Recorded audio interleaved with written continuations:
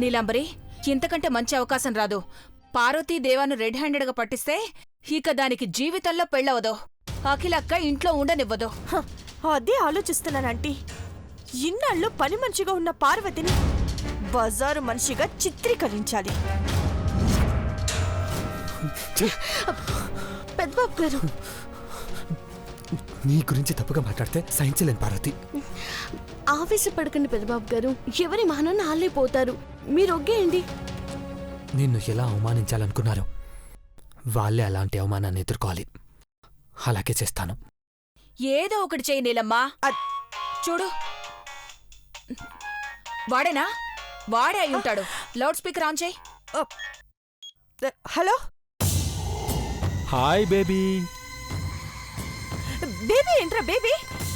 నిన్ను బేబీ అని పిలవడం నా హాబీ. నిన్ను టార్చర్ పెట్టే నేను ఇక నిన్ను సమూలంగా తుడిచిపెడితే బెటర్ అనుకుంటున్నాను. రేయ్, ఏం చేసుకుంటావో చేసుకోపోరా.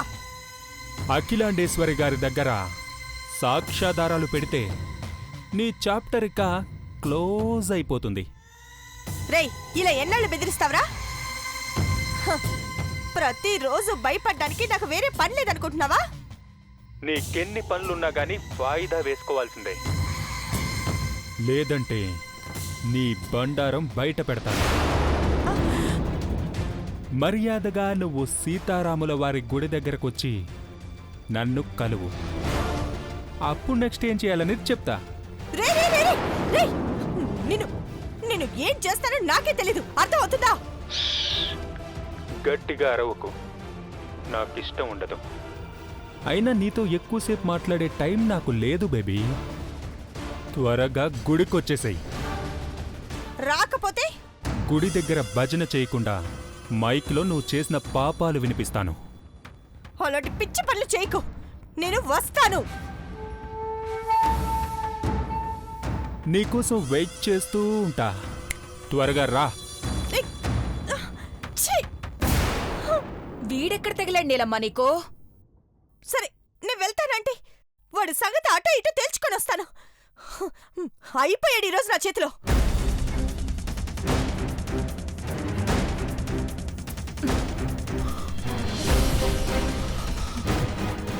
పార్వతి, నువ్వు వెంటనే సీతారాముల వారి గుడికెళ్ళు. ఎందుకు పెద్దబాబు గారు? నువ్వు వెళ్ళి అక్కడే ఉండు. రాత్రి నుండి అక్కడే ఉన్నట్టు నమ్మించాలి. అక్కడికి నీలాంబరి వస్తే తన ఆట కట్టించాలి. నువ్వు త్వరగా వెళ్ళు, నేను తర్వాత వస్తాను. అట్టకి పెద్దబాబు గారు.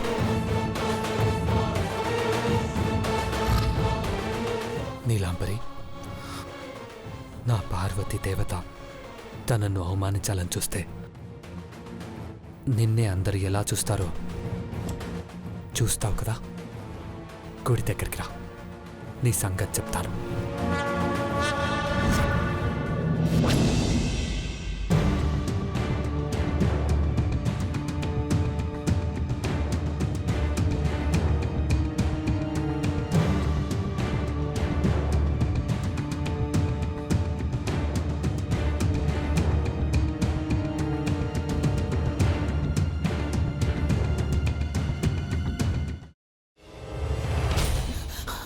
నువ్వు ఇంకేమన్నా చెప్పాలా?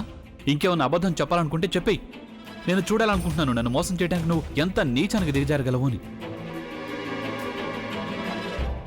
ఎందుకు ఆలియా, ఎందుకు నువ్వు ఇలా చేసావు? నీకు తెలుసు కదా నానమ్మ తర్వాత నీ ఒక్కదానిని కదా నేను పూర్తిగా నమ్మేది. ఏమన్నావు నువ్వు? ఈ మధ్య అన్నిటినీ మర్చిపోతున్నావా? అది చాలు. వాటిలో ఉన్న శక్తి విషయాన్ని గ్రహించి మనకు వివరిస్తాయి.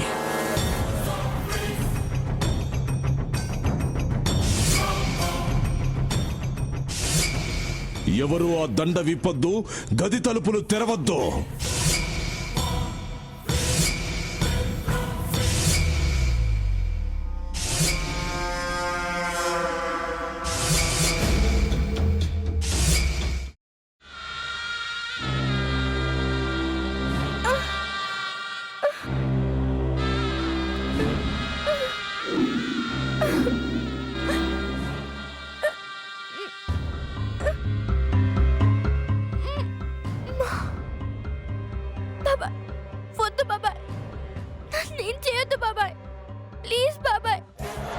నిజం తెలిసినప్పుడే నా ఆలోచనలో నువ్వు చచ్చిపోయావు.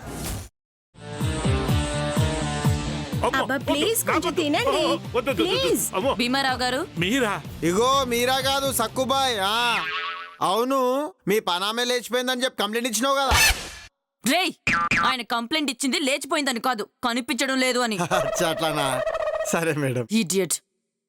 ఆ వంట మనిషి పేరేంటన్నారు? రత్తాలు మేడం. ఏం పెద్ద మంచి, నీ వంట మంచిని కూడా మేడం అని పిలుస్తావా? రేయ్ హాఫ్ బ్రెయిన్,